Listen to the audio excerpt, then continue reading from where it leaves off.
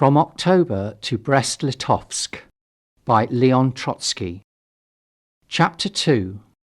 The Campaign Against the Bolsheviki. The future historian will look over the pages of the Russian newspapers for May and June with considerable emotion, for it was then that the agitation for the drive was being carried on. Almost every article, without exception, in all the governmental and official newspapers was directed against the Bolsheviki. There was not an accusation, not a libel, that was not brought up against us in those days. The leading role in the campaign was played, of course, by the cadet bourgeoisie, who were prompted by their class instincts to the knowledge that it was not only a question of a drive, but also of all the further developments of the revolution, and primarily of the fate of government control.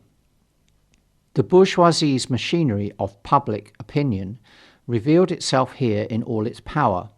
All the organs, organizations, publications, tribunes and pulpits were pressed into the service of a single common idea: to make the Bolsheviki impossible as a political party. The concerted effort and the dramatic newspaper campaign against the Bolsheviki already foreshadowed the civil war which was to develop during the next stage of the revolution.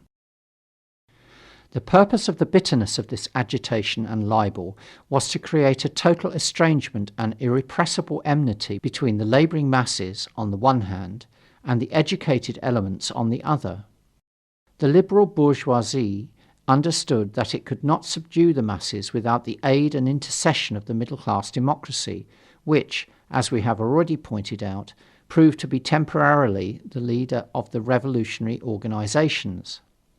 Therefore, the immediate object of the political baiting of the Bolsheviki was to raise irreconcilable enmity between our party and the vast masses of the socialist intellectuals, who, if they were alienated from the proletariat, could not but come under the sway of the liberal bourgeoisie. During the first All-Russian Council of Soviets came the first alarming peal of thunder, foretelling the terrible events that were coming. The party designated the 10th of June as the day for an armed demonstration at Petrograd. Its immediate purpose was to influence the All-Russian Council of Soviets. Take the power into your own hands, is what the Petrograd working man wanted to say plainly to the social revolutionists and the Mensheviki. Sever relations with the bourgeoisie, give up the idea of coalition, and take the power into your own hands. To us it was clear that the break between the social revolutionists and the Mensheviki on the one hand and the liberal bourgeoisie on the other would compel the former to seek the support of the more determined advanced organization of the proletariat, which would thus be assured of playing a leading role. And this is exactly what frightened the middle-class leaders. Together with the government, in which they had their representatives, and hand in hand with the liberal and counter-revolutionary bourgeoisie, they began a furious and insane campaign against the proposed demonstration as soon as they heard of it. All their forces were marshalled against us. We had an insignificant minority in the council and withdrew. The demonstration did not take place. But this frustrated demonstration left the deepest bitterness in the minds of the two opposing forces, widened the breach and intensified their hatred. At a secret conference of the Executive Committee of the Council, in which representatives of the minority participated, Tseretelli, then Minister of the Coalition Government, with all the arrogance of a narrow-minded middle-class doctrinaire, said that the only danger threatening the revolution was the Bolsheviki and the Petrograd proletariat armed by them.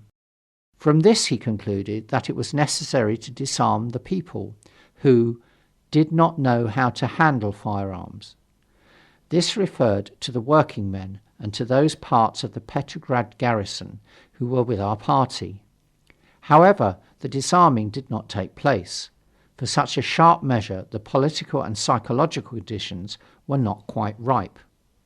To afford the masses some compensation for the demonstration they had missed, the Council of Soviets called a general unarmed demonstration for the 18th of June.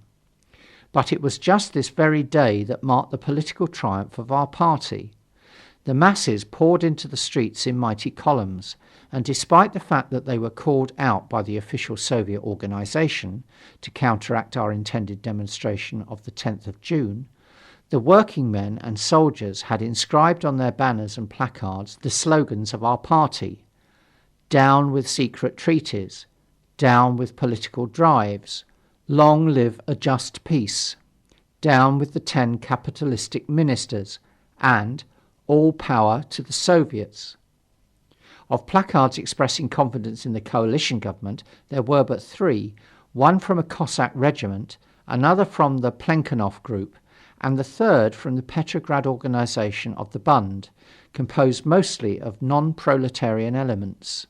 This demonstration showed not only to our enemies, but also to ourselves as well, that we were much stronger in Petrograd than was generally supposed. End of chapter 2.